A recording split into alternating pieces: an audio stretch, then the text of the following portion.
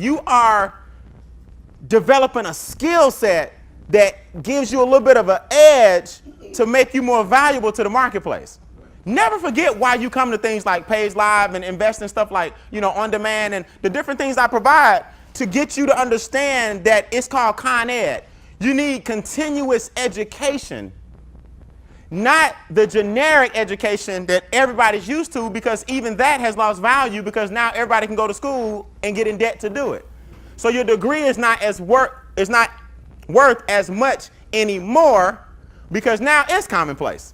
So what's important now is what's called access-based education. Like this is access-based education, where you came for little or nothing. In this case, nothing. I'm giving you access to different types of information. Last night and today, business and finance. Later on this morning, marketing and branding. You know what I'm saying? I'm going to lace mindset in all weekend. So you're getting specific education to add value to what you do. So now everybody can't claim they know this stuff.